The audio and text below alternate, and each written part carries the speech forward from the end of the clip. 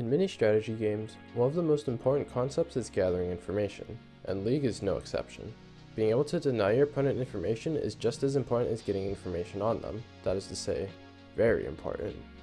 In this video, I'll be talking about vision control, including how to deny vision from your opponent while setting up your own, specifically for objectives, as well as some tips and tricks that I neglected to mention in my warding video. My first video covered warding positions for laning, but I found that it was a bit lacking when it came to objectives, as vision control there is a lot more dynamic. Obviously, you're going to want to arrive to Dragon, Baron, or Rift before it spawns to start setting up your own vision while contesting your opponents. I like to think of the area where you want to ward as three sections: the pit, the steal, and the approach. The pit is obvious, wards that give vision of the pit, and controllers or sweepers that deny vision of the pit. The steal is a zone where the enemy might stand if they're going to try and steal. Behind the pit is the most obvious, but there's also the pixel bush, close tri bush, and if your opponent needs to approach from the blue buff area, then the river bush close to the blue buff. Finally, the approach is where your opponent will be walking from. These are generally the jungle and river entrances. Notably, on Hextech Rift, having vision of at least one end of the portal is important, but having both is ideal. If your team has priority, then you should try and have vision denial tools in the pit and have vision of the steal in the approach. This is so that you not only know if the enemy is going to contest, but you force them to use their resources just to get close to the pit in order to steal or fight.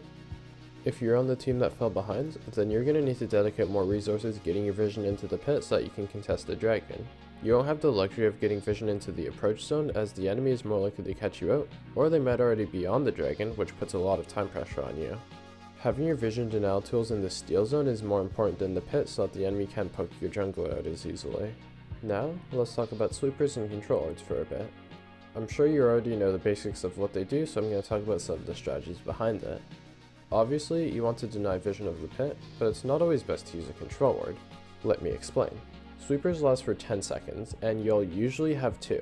Assuming a bit of overlap due to human error, we can assume that you'll have around 19 seconds of vision denial, which is more than enough for Dragon and some Baron takes. This lets you put your controller in a better position, for example in the steal zone, so that you can see the enemy jungler even if they use their own sweeper control ward. Additionally, it makes your vision denial a lot harder to contest, as the enemy would have vision on your control ward, so someone with long enough range could hit it.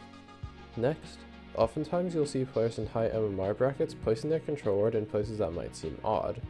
Players of that skill generally know where people should be at all times, so they place their wards in places where the enemy shouldn't be, because placing wards where the enemy should be gives redundant information. This is a fairly advanced technique and generally doesn't work in lower brackets where players act more erratically, but the easiest way to apply it is when the enemy team has a flanker.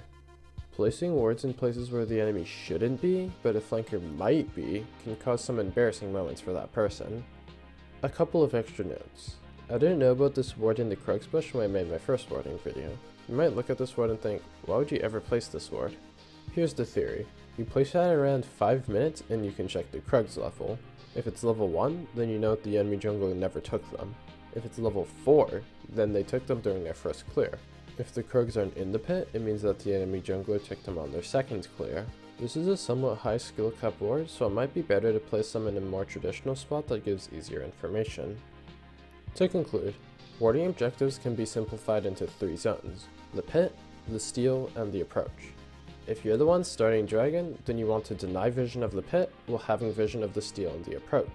If you're contesting the opponent's Dragon, then you want to deny vision of the steal and have vision of the pit.